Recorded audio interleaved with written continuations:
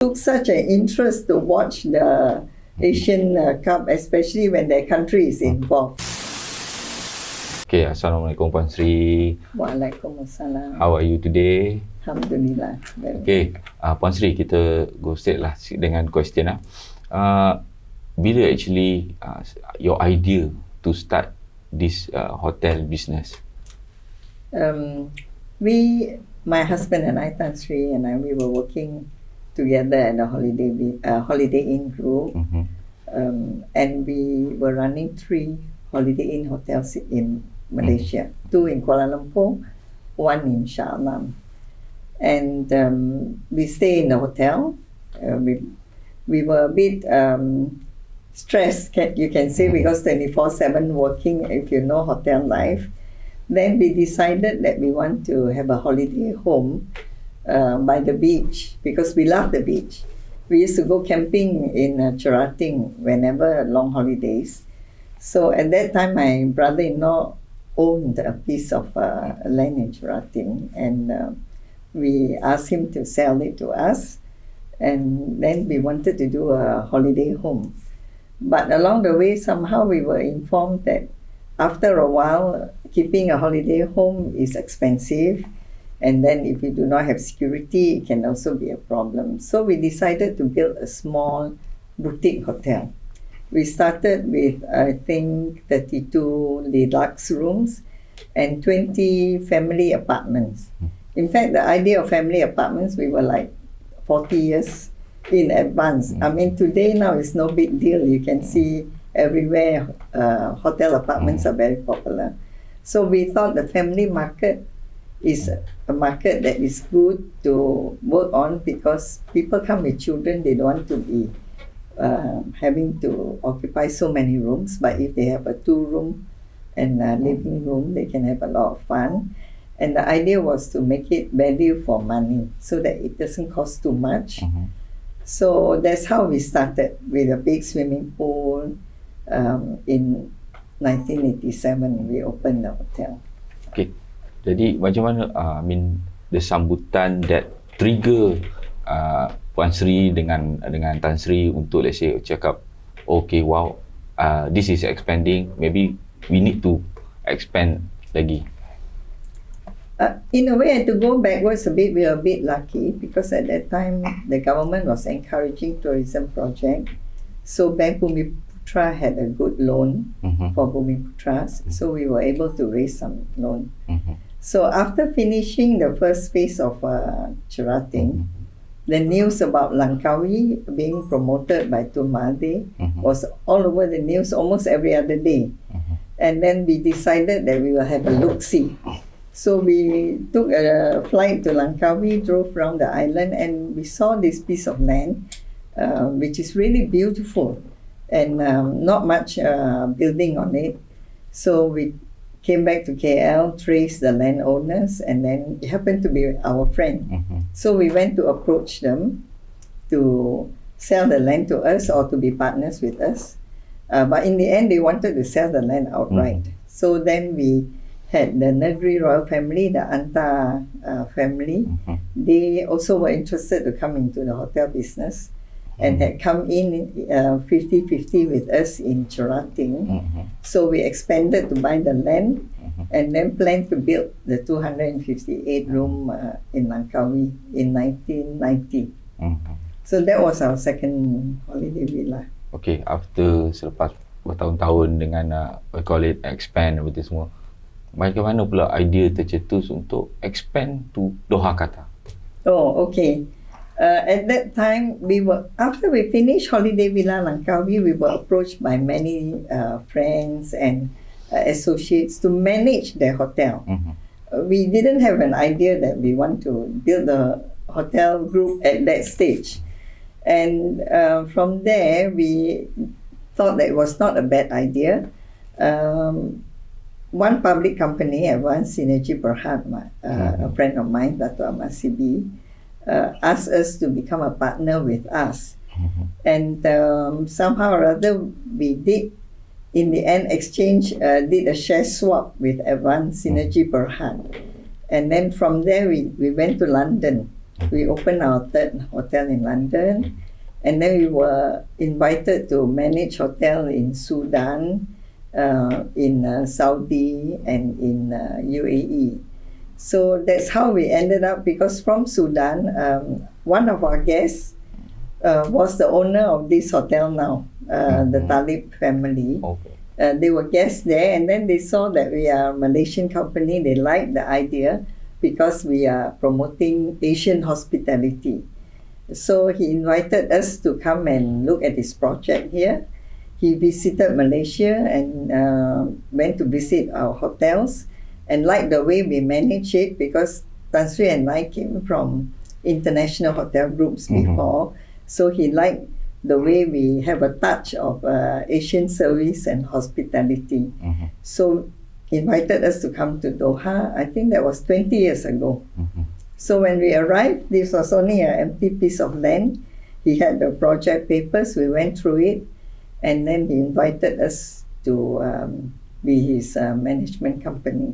That's how we ended up in Doha. We have now been in operation, I think, for more than 15 years, almost 17 if I'm not mistaken. So throughout 17 years, we know that ada different from the past 10 years. Before this macam undevelopment, right? So bagaimana Puan Sri melihat development Doha Qatar sendiri dari 17 tahun lalu sehingga sekarang ni? What's the big difference? The big difference is the city itself. Before, there's scattered high-rise. I think we stayed in one hotel near the Corniche, and very few international hotels. Of course, along the way, so many buildings come out, so many things change. In particular is the airport. When we arrived the first time, the airport is only a small airport, very crowded. At that time, I think Dubai was the destination. So that is really the significant change in Qatar. The airport and the building of all the international hotels. And of course, leading to the World Cup, as you know, in 2022. Yeah. So, untuk World Cup, kita go to World Cup. So, Puan Sri melihat macam mana dia punya growth tu, perkembangan dari World Cup tu, sambutan terhadap Holiday Villa sendiri. Apa involvement Holiday Villa during World Cup? This I must leave you to talk with our general manager, who is another Malaysian. But for us, the World Cup in Doha created, we contribute to create a lot of interest, because by 2022 we were like having 24 or 25 holiday villas around the world. In particular, we have 7 in China. And because of the World Cup being in Doha, all our associates and all our owners from different holiday villa hotels took such an interest to watch the Asian Cup, especially when their country is involved. So in that way, I can say in a small way, we contributed to also promoting the World Cup for Qatar with all the other holiday villa hotels. Oh, okay. Diri kita tahu World Cup punya the sambutan memang luar biasa. Untuk this Asian Cup, Puan Sri melihat macam mana sambutan ni? Mungkin I think they place as much emphasis. In fact, Tan Sri was speaking to me yesterday. He thought it is, for Holiday Villa Hotel, is even more busy and more festival-like. I suppose because we have 2 other events or 1 other event at the same time. But I must say, the Qatar government has placed just as much emphasis and their hospitality, no different from the World Cup of 2022. You witness it yourself, right? You have been here. Okay, Puan Sri, mungkin Puan Sri ada aware tak ada any kind of yang big team international during World Cup recently kan, yang stay dekat Holiday Villa? Mungkin yang Puan Sri aware. The World Cup. Yes, World Cup. World Cup, we have the supporters. Okay. Because they contacted our hotel very early, and we have a lot of fans.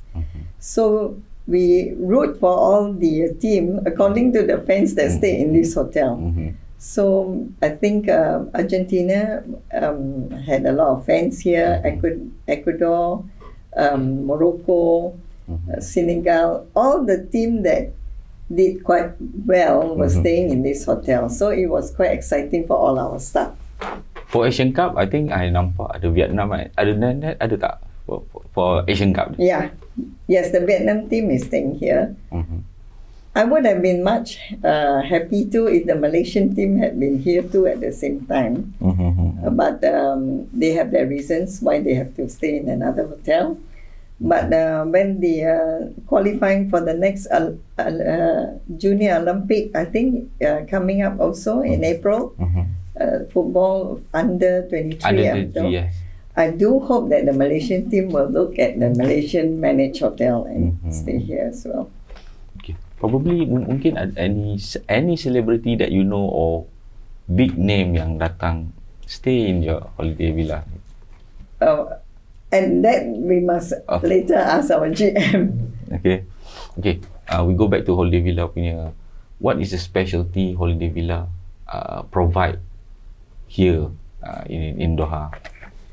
In Doha, and in particular every country that we manage the hotels, in Saudi, in Bali, in China, and Malaysia, of course, we extended our Malaysian hospitality. Our service brand is called Manja. So we manja you is a very popular tagline. We did not change over the years. We improve on it. And so the personalized service that all the hotel extend to our guests, I think that's the one that's the draw.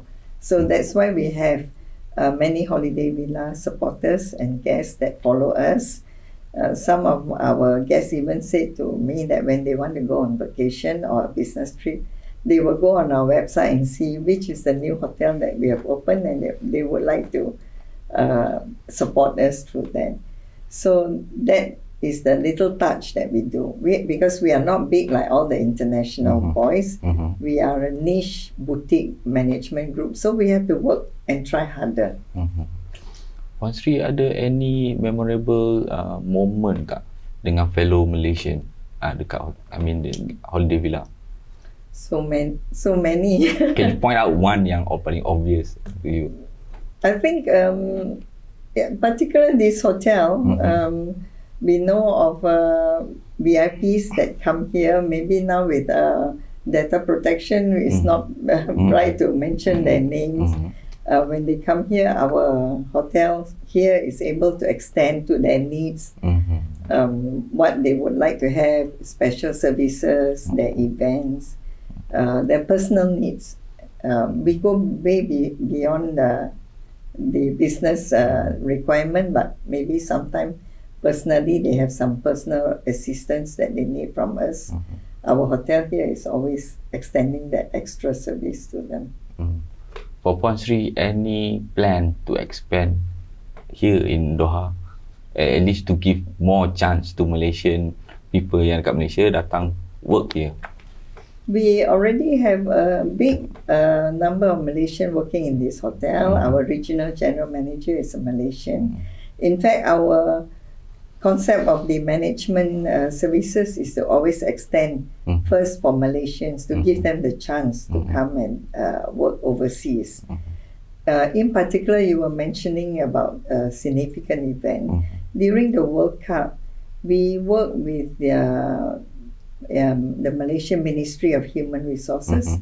We brought about 80 Malaysians to come here to assist under the Tibet program. As you know, to send 80 Malaysians out, airfare alone is quite a huge amount.